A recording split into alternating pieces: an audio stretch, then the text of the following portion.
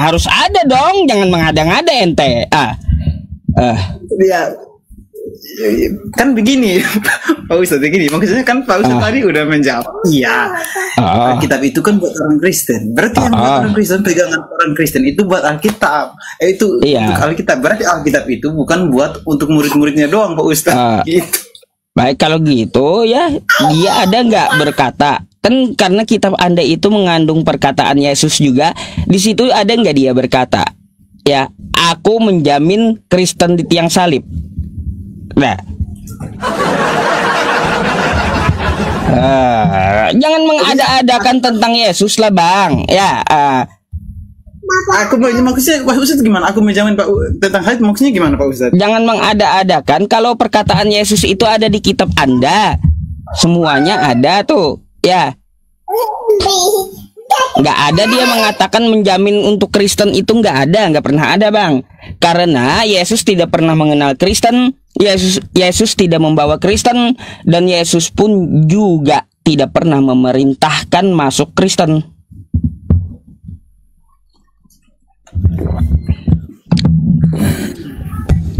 Gitu. Coba baca kitab Anda. Saya udah baca.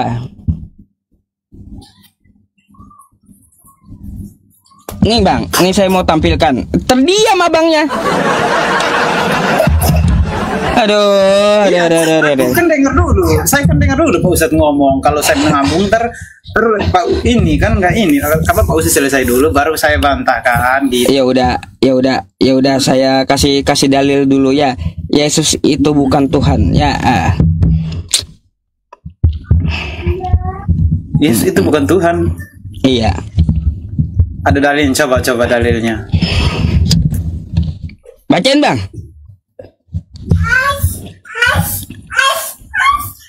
Matius 12. Tapi Yesus mengetahui maksud mereka, lalu menyingkir dari sana. Ini apa nih? Yesus hamba Tuhan. Iya.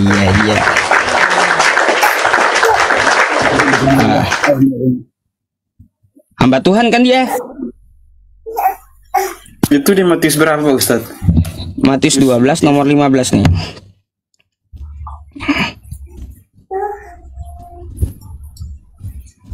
Buka fisiknya, buka silakan. Kalau nggak percaya.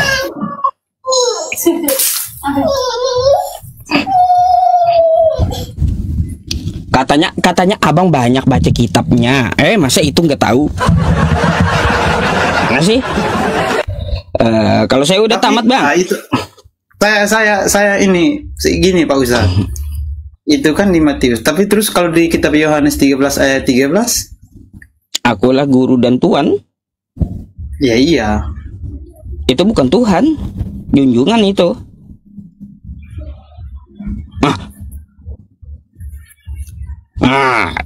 Bingung.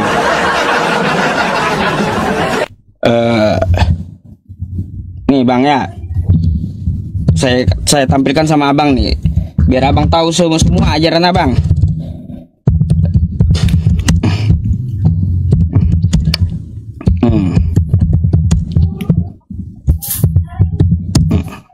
Ntar ya.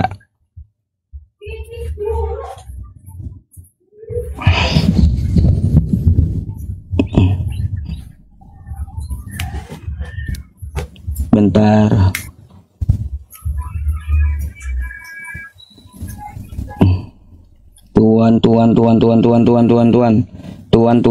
Tuan. Nah, sebentar ya. Yohanes, perubahan kosakata Yohanes nih.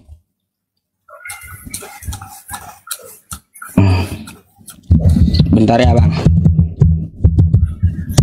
Aman Pak Ustaz.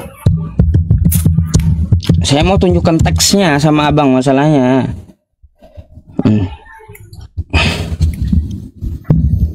Kalau yang nggak dikasih teks nanti dibilang asumsi kan.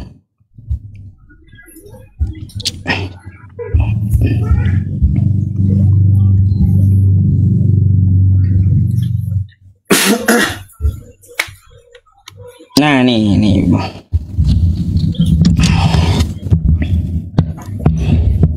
Kalau kita merujuk ya ke sebuah artikel,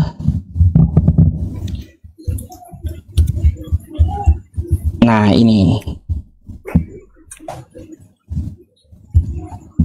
Bang, kalau kita lihat kata di sini ya, nah, kurios, Alkitab Sabda, terjemahnya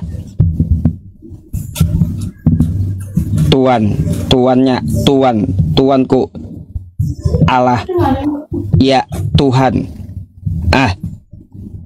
Jadi junjungan atau pemimpin yang disanjung gitu. Jadi kalau di Yohanes 13 nomor 13 dia mengatakan aku guru dan tuan, ya itu kena kritik teksnya Bang, karena di situ teksnya bukan Tuhan. Jadi yang Pak Ustadz pegang itu yang terjemahan itu apa? Yang kuriosnya itu bukan? Iya, kurios. Kosakatanya kurios. Gitu. Iya. Kurios itu tuan, bukan Tuhan. Kalaunya Tuhan, dia theos, Bang. Gitu. Bahasa Yunaninya theos kalaunya Tuhan. Sama aja Pak Ustadz. Muhammad aja nggak bilang dia itu nabi. Kenapa orang Islam dia bilang itu dia nabi? Ada, Nabi Muhammad bilang dia nabi, ada. Ada. Nabi Muhammad itu adalah nabi, ada. Dia mengaku dirinya sendiri itu nabi, ada nggak? Bentar.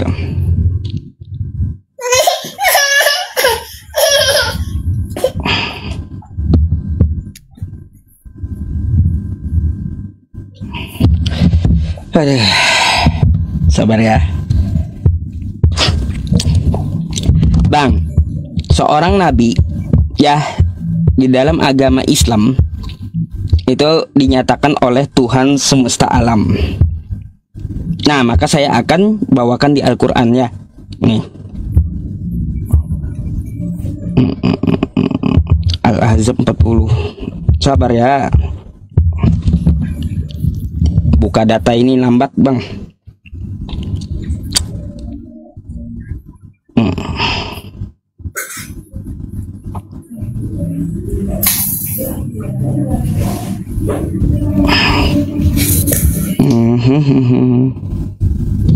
Nah,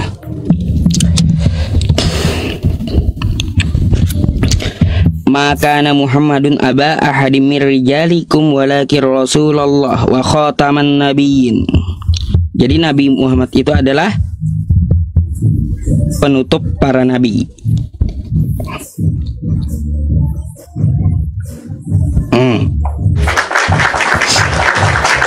Nih, Muhammad itu sekali-sekali bukanlah bapak dari seorang laki-laki di antara laki-laki kamu, tetapi dia adalah utusan Allah dan penutup nabi-nabi. Itu kata siapa, Pak? Oh, Tuhan semesta alam langsung yang menyatakan. Bukan Muhammad. Ilah, ngapain Nabi Muhammad ngaku-ngaku? Yang menyatakan dia nabi itu adalah yang mengutus Tuhannya, bukan dirinya sendiri. Beda Nabi Muhammad dengan Paulus itu beda. Kalau Paulus kan ngaku sendiri jadi rasul gitu, dia ngaku sendiri. Gitu loh Bang. Berarti kalau Muhammad dia nggak bilang dirinya itu nabi, tapi dari orang Muslim sendiri yang bilang dia itu nabi, begitu? Bukan dari Tuhan semesta alam, bukan Muslim yang bilang. Al-Quran dari firman Tuhan.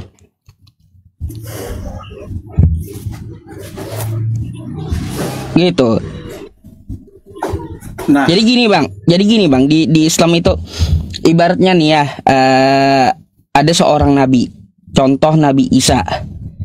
Nabi Isa mengadakan mukjizat, tapi tidak tertera di Al-Quran. Kami nggak akan sebut dia nabi gitu,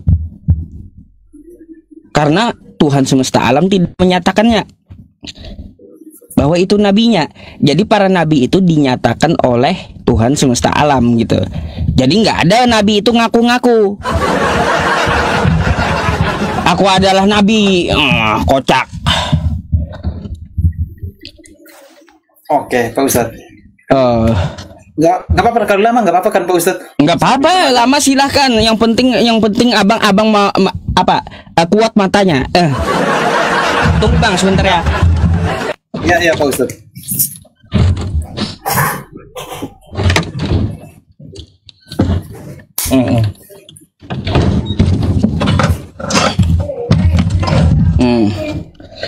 Ayo, apa lagi? Biar sambil belajar juga kali Pak Ustadz. Iya, sambil belajar betul. Apa lagi bang? Satu lagi Pak Ustadz. Apa tuh?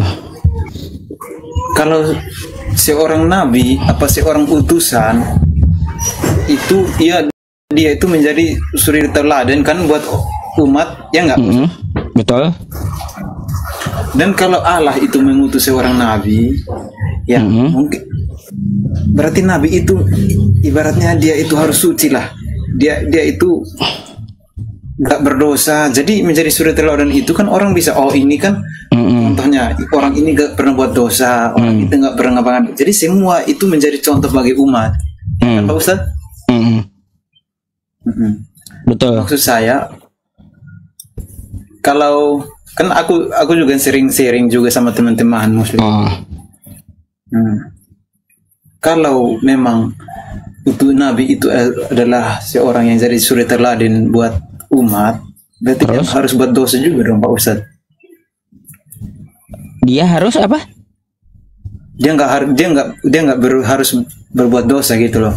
Ya iya, dia nggak berdosa, betul. Nabi Muhammad SAW pun juga maksum dipelihara dari dosa. Kalaunya mengarah ke dosa, maka akan diluruskan gitu. Oh, berarti dia itu harus misalkan diperbuat dosa diluruskan gitu Pak Ustadz? Enggak, kayak gini. Yang namanya maksum itu dipelihara dari kemaksiatan, dipelihara dari kesesatan. Kayak gitu. Yang berarti apa? Muhammad itu nggak ada dosanya gitu? Iya, karena dipelihara Allah, dilindungi. Terus kalau memang nggak ada dosanya Pak Ustadz, maaf ya Pak Ustadz, saya silakan. Kan kalau menikahi anak di bawah umur itu berdosa nggak? Baik, itu bukan masalah dosa atau tidak. Oke bang ya, bukan masalah dosa atau tidak, karena orang menikah kan halal ya. Oke. Orang menikah halal. Tapi di sini yang kita bahas itu kenapa Nabi Muhammad menikahi Siti Aisyah, kan kayak gitu, yang di umur 6 tahun. Kan kayak gitu. Abang juga perlu tahu dulu ya, bahwa musuh-musuh Nabi saya, Nabi Muhammad SAW di zaman dulu, tidak pernah ada satupun mempermasalahkan Nabi Muhammad kamu menikahi anak kecil. Gak ada. Berarti Pak Ustadz, saya potong ya. Berarti kalau selagi mereka tidak mempersalahkan, itu berarti bukan dosa. Nah, sahabat-sahabatnya, orang-orang di sana di kampung Nabi Muhammad SAW itu nggak pernah mengumpat atau menjelek-jelekkan Nabi Muhammad menikahi anak kecil. Nggak ada musuh-musuhnya kayak gitu. Nggak ada. Itu ada ya bang ya, tertera di sebuah hadis riwayat Bukhari ya, Bukhari. Cuma yang menyebutkan usia itu cuma satu jalurnya kayak gitu. Yang hadis lainnya tidak menyebutkan usia. Jadi di dalam hadis Bukhari itu ya, yang dirawikan oleh Hisham, dari sanadnya dari Hisham, Nabi Muhammad SAW menikahi Siti Aisyah 6 tahun dan dikumpuli di umur 9 tahun. Kan kayak gitu. Ini banyak kritik juga dari ulama kami. Karena apa? Yang meriwayatkan itu sudah tua gitu. Apakah kita bisa menjamin dia kuat ingatannya? Karena yang merawikan itu umurnya sekitar 75 sampai 80 gitu. Kritiknya di situ.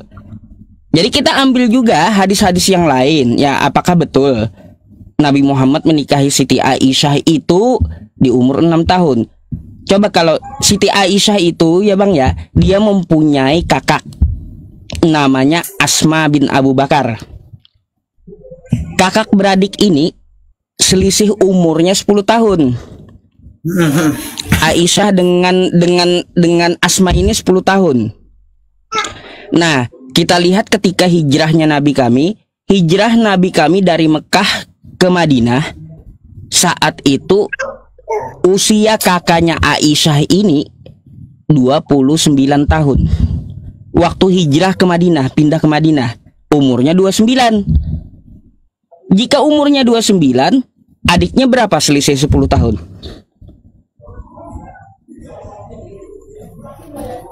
19 tahun kan? Nah, ada dua masalahnya. Ada yang 19 tahun, ada yang 6 tahun. Lalu kita lihat yang mana yang betul antara dua ini. Kan kayak gitu. Kita lihat perang Uhud. Syarat mengikuti peperangan, ya syarat mengikuti peperangan di zaman Nabi dulu itu minimal berusia 15 tahun. Ternyata Bang ya, Aisyah yang katanya 6 tahun tadi, dia udah ikut perang Uhud sebagai penyedia air. Masa bocah 6 tahun sediain air? Di perang Uhud, masa bocah 6 tahun sediain air buat perang Uhud?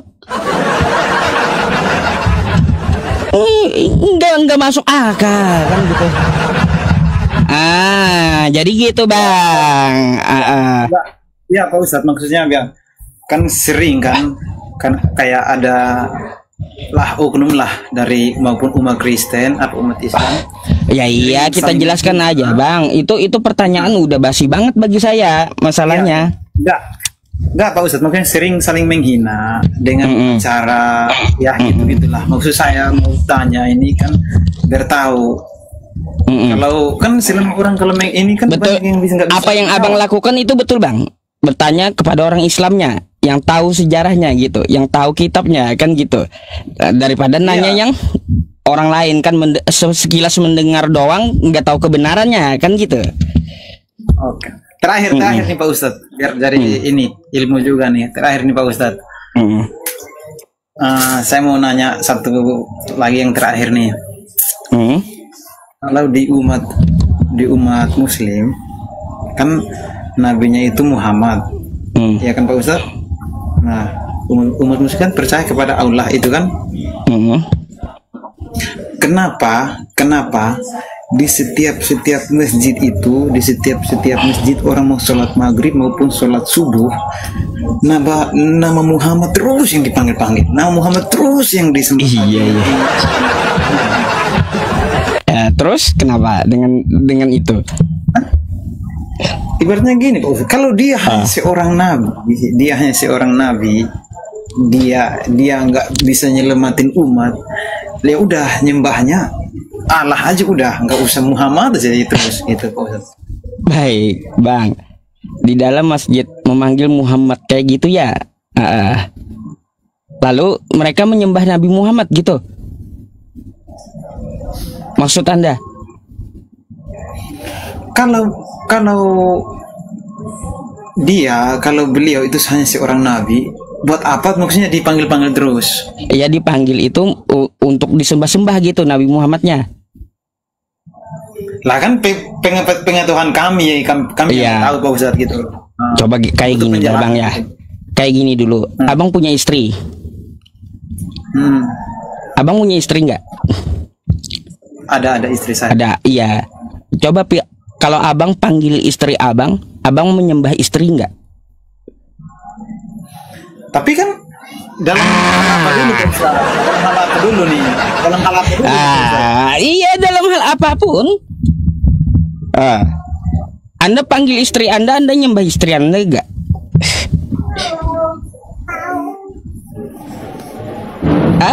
Ayo jawab dulu. Kan masuk logika Anda kan? Artinya apa? Umat Islam itu tidak menyembah Nabi Muhammad. Kenapa memanggil Nabi Muhammad Shallallahu Alaihi Wasallam? Ya, bukan berarti menyembah, tapi memuliakan nama beliau dengan sholawat, kayak gitu, Bang. Oke. Ada, masa abang cuma memanggil menyembah? Abang nanti panggil istri abang, nanti dibilang menyembah istri abang pula. Nggak tahu Pak Ustadz, makanya nanya ini. Iya, nggak apa-apa, betul. Tanyakan aja, nggak apa-apa. Bagus gitu. Ada lagi? Tanya terus bang, nggak apa-apa bang. Seru juga sama abang ini. Ayo. Buat belajar aja Pak Ustadz. Iya, silakan. Apa lagi yang mau ada unek-unek apa lagi gitu yang Anda dengar tentang Islam gitu loh. Gak enak, kelamaan gak apa-apa Pak Ustadz. Gak apa-apa. Satu nih lagi nih, biar kata Pak Ustadz keluar unek-unek kan. Nah, Tuhan Allahnya umat Muslim kan Maha Pencipta, Maha Pendengar, ya nggak Pak Ustadz? Kenapa setiap hari orang mau menyembah kepada Allah itu harus pakai toa, maaf kata kayak harus teriak-teriak biar semua orang dengar. Itu biar apa? Kan kalau misalkan, bentar ya Pak Ustadz, misalkan kan kalau Tuhan itu maha melihat, maha mendengar, ya udah berdoa dalam kamar, ya pasti Tuhan tahulah isi hati kita. Itu nggak perlu kita harus teriak-teriak. Nah, itu unek-unek saya Pak Ustadz, silakan dijelasin Pak Ustadz. Di mana teriak-teriaknya bang? Kayak kan gini kalau kayak gimana? Kayak tiap sore kayak azan gitu, azan. Kalau azannya azan itu panggilan sholat bang, bukan memanggil Tuhan, bukan. Dan itu nama Tuhan disebut-sebut Pak Ustadz. Ya iya, nama Tuhan disebut-sebut ya untuk disembah Allah Subhanahu wa taala. Itu kumandang bang, kumandang ajan, dikumandangkan, dan di negara kita pun sekarang udah diatur gitu loh masalah kumandang ajan. Jadi itu bukan teriak. Kalau teriak aduh sakit telinga bang. Ada pun yang teriak-teriak Pak Ustadz. Sakit telinga. Ya isinya apa yang itu tuh, yang ajan itu. Allahu Akbar, Allahu Akbar. Nih, Allah Maha Besar, Allah Maha Besar. Asyhadu an la ilaha illallah. Aku bersaksi tiada Tuhan selain Allah. Asyhadu anna Muhammadar Rasulullah. Aku bersaksi Nabi Muhammad utusan Allah. Hayya 'alas shalah. Mari dirikanlah salat. Hayya 'alal falah. Mari menuju kemenangan. Kan kayak gitu. Allahu Akbar, Allahu Akbar. Allah Maha Besar, Allah Maha Besar. La ilaha illallah. Tiada Tuhan selain Allah. Itu artinya gitu bang. Berarti sekedar berkuman apa gimana ya? Mengingatkan gitu ya Pak Ustadz. Ya pengingat aja.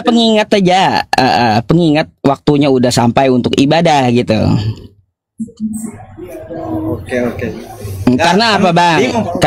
Karena apa bang? Kami ini ya di dalam agama Islam ya, di kitab kami, kita itu diciptakan sebagai manusia, fitrah kita itu menyembah kepada Tuhan kita, Allah Subhanahu wa taala gitu. Wa ma khalaqtul jinna wal insa illa liya'budun. Tidak aku ciptakan jin dan manusia kecuali untuk menyembahku. Nah, kayak gitu.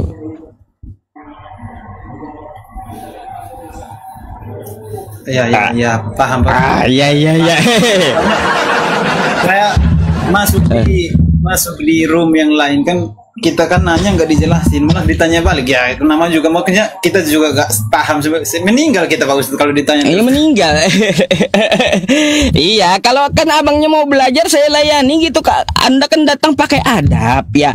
Bagus kosakatanya, tidak menghujat juga kan. Betul-betul ingin bertanya ya dijelaskan kan gitu. Ya. Ya, bukan ditanya balik Bibelnya, kacau. Nanti kalau bahas Islam dulu, bereskan Islam. Kalau mau bahas Bibel dulu, kan kayak gitu. Jangan campur aduk, gado-gado. Banyak, Pak Ustadz jangan tanya, nanti terbingung. Iya.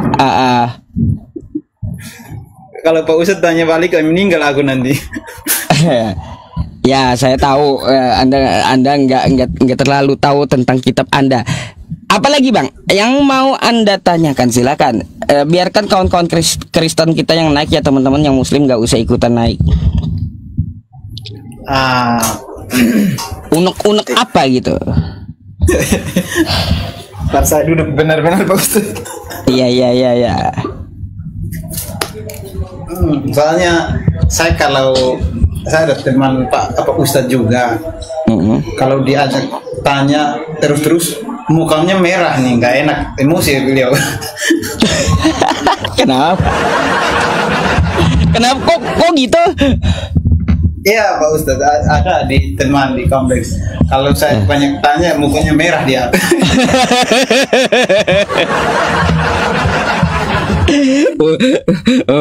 Pengalaman teman-teman dipelototin Ustadz katanya. Ya udah, tanya apa Bang? Jawabannya saya orangnya Pak Ustadz, kalau jawabannya nggak masuk logika saya bantah. Kalau saya bantah, iya. Kan beliau muka merah dia tuh. Iya. Emangnya pertanyaan apa? Silakan. Kalau pertanyaan itu kan kita sekedar membagi. Dia bertanya tentang saya juga saya jawab. Tapi beliau kan nggak kayak Pak Ustadz. Pak Ustadz kan udah baca hampir baca semua kan. Jadi kalau saya jawab kadang-kadang masuk akal, gak masuk akal, dia juga iya aja Pak Ustadz.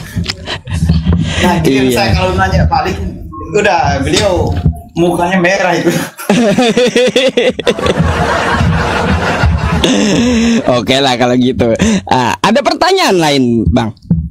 Ada banyak Pak Ustadz. Nah, silakan tanyakan aja, mumpung ada kesempatan nggak datang 2 kali Bang ya.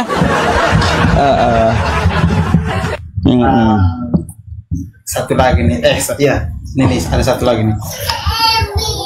Kalau nih kan Nabi Muhammad kan saya kutip sedikit dari hadis. Nabi Muhammad itu kan nggak puasa full 30 hari ya kan Pak Ustaz? Ada. Google Pak Ustaz, saya di Google pun menjelaskan seperti itu. Ada. Benar gak? Argumen saya benar gak Pak Ustaz? Salah. Argumen saya ini benar gak? Salah. Coba Pak Ustaz. Hadis-hadis yang ada juga. Nabi Muhammad itu ya dia berpuasa dengan mencontohkan puasa-puasa di bulan-bulan lainnya ya.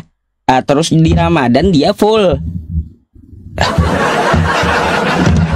Gimana sih? Saya buka Google juga kan. Google juga bilang begitu Pak Ustaz. Nabi Muhammad full puasanya, beliau yang diperintahkan. Ada itu dalilnya Pak Ustaz, biar saya jadi pegangan juga. Bentar ya.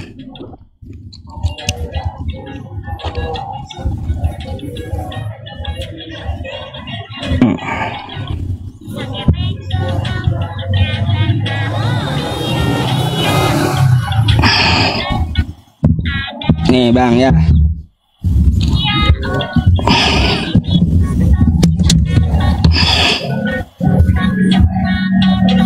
Nih Bang, kita baca. Saya mau tampilkan artikel sama Abang karena bahasa Arab Abang nggak bisa, terjemahin dulu nih ya. Nabi Muhammad SAW tidak berpuasa sebulan penuh kecuali bulan Ramadan. Ya. Gitu Bang, maksudnya tidak berpuasa tidak sebulan penuh itu ya Bang ya. Ini kan kita pakai kalender, anggap aja kalender Masehi saya pakai ya. Oke, mencontohkan gitu. Ini bulan apa? September. Nah, di bulan September ini saya puasa terus 1 bulan. Tapi di bulan yang lain saya nggak pernah full puasanya. Itu maksudnya. Bukan Nabi Muhammad kagak puasa. Salah kaprah kayak gitu. Artinya puasa sunnah. Banyak puasa di Islam Bang. Puasa Senin Kamis, puasa Daud, banyak gitu.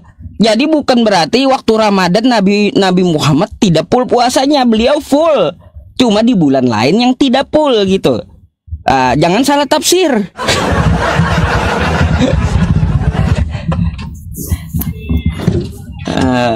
Kan gitu. Tahu kan udah Bang jawabannya. Ya, jadi tahu ini jadi tahu. Soalnya kan saya tanya teman-teman yang lain juga pada iya, beliau gak puasa 30 hari kata. Ya. Iya, Nabi Muhammad itu kalaunya Ramadan ya bulan puasa beliau puasa sebulan full. Sebagai contoh untuk umat. Tapi di bulan-bulan lain beliau puasa tidak full gitu, tidak full 1 bulan. Itu maksudnya, karena ada puasa yang lain, puasa sunnah. Banyak gitu Bang.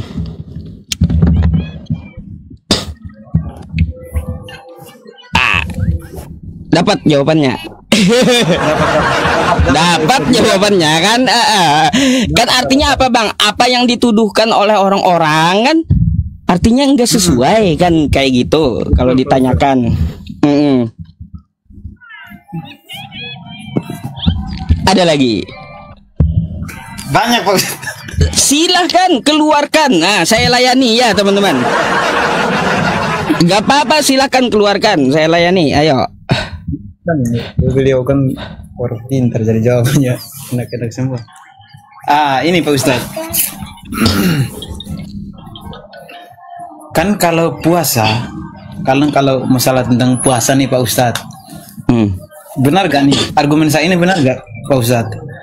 Dilakukan dapat pahala, gak dilakukan gak apa-apa. Apa itu? Puasa. Puasa yang mana? Puasa yang apa sebulan itu loh Pak Ustadz, yang puasa Ramadan. Puasa sebulan itu wajib Bang. Kalau ditinggalkan berdosa. Ya ayyuhalladzina amanu kutiba alaikumusyiyamu kama kutiba alal ladzina min qablikum la'allakum tattaqun. Hai orang-orang beriman. Itu wajib Pak Ustadz. Itu wajib. Diwajibkan atas kamu berpuasa sebagaimana orang-orang sebelum kamu, agar kamu bertakwa. Wajib, dosa Bang ditinggalin. Nah, kalau dosa, kata Pak Ustadz dosa nih, itu kan udah hukum Islam kan Pak Ustadz, dosa kan. Nah, kalau kan kata Pak Ustadz dosa, kenapa ada yang bilang kalau orang hamil gak apa, orang lagi ibu menyusui gak apa-apa. Nah. Iya. Bang, ya. Aduh, ibu menyusui ya Bang ya. Ibu yang menyusui, ibu melahirkan ya, itu boleh tidak berpuasa Bang. Berarti dosa dong kata Pak Ustadz. Enggak dosa dia. Enggak. Karena puasa itu ada syaratnya. Syaratnya apa? Mampu dulu ya, sehat kayak gitu. Kalaunya ibunya lagi hamil nyusui bayi kagak boleh ya. Nggak usah puasa. Saya bantah dulu Pak Ustadz. Kata Pak Ustadz yang pertama itu hukumnya wajib. Wajib. Lah, kenapa Pak Ustadz bilang harus? Jadi kan kayak gini, setelah dia melahirkan, waktu masuk bulan puasa kan dia nyusuin anaknya kan kayak gitu ya. Oke? Nah, dia nggak puasa kan ibunya, tapi kan puasa wajib. Maka ketika dia sudah nanti membesar anaknya dan ibunya kembali pulih, dia bisa membayar puasanya di bulan lain. Gitu. Sistem bayar membayar gitu. Iya, yang dia tinggalkan itu dibayar, berpuasa di bulan lain gitu. Nah, masih tentang puasa dulu Pak Ustaz. Puasa lagi. Ya. Masih tentang puasa dulu. Kalau kan kata Pak Ustaz sendiri tadi bilang yang harus yang mampu dulu kan?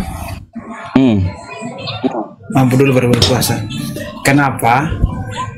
Banyak sekali yang kita lihat di kalangan masyarakat itu banyaknya pemaksaan Pak Ustadz. Pemaksaan apa? Contoh, orang lagi misalkan orang nggak puasa, terus datang warung-warungnya harus ditutup, kan itu kayak pemaksaan juga Pak Ustadz.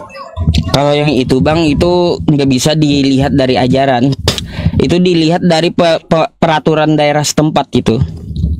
Nah, berarti udah masuk oknum gitu Pak Ustadz? Bukan oknum, pemerintah setempat mengaturnya kayak gimana gitu. Berarti itu bukan ajaran gitu Pak Ustadz? Bukan. Tapi sekali dia itu. Oke, enggak, udah aman lah Pak Ustadz. Takut saya salah bahasa doang. Nggak usah takut, keluarin aja.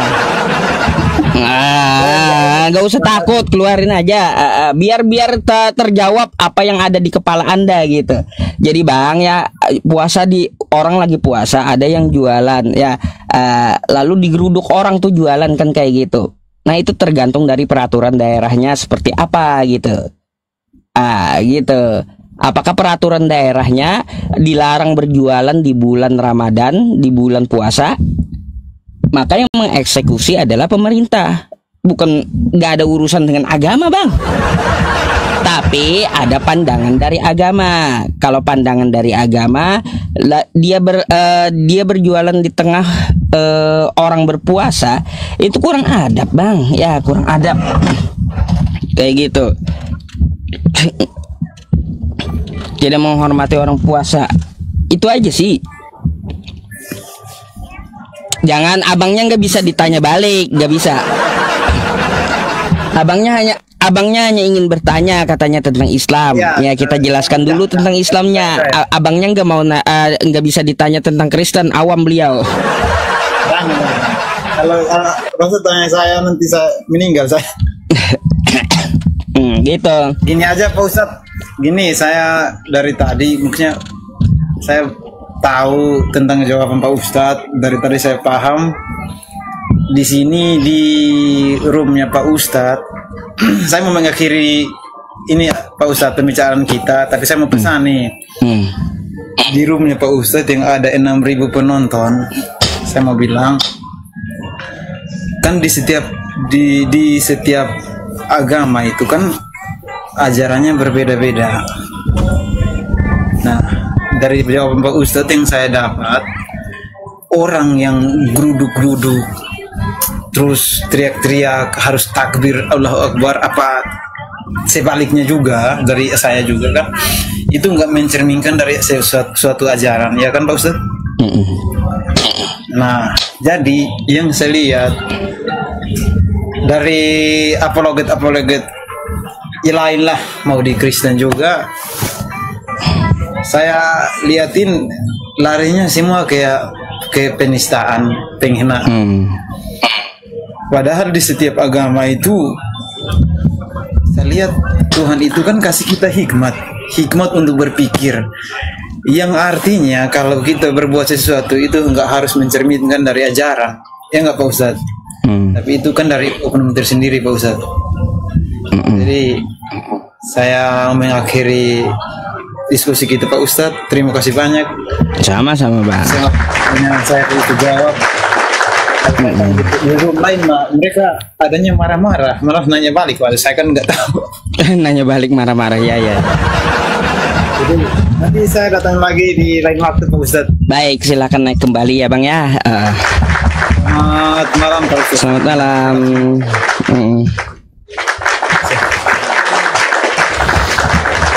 Ya, tuh ya bagus tuh ya orangnya.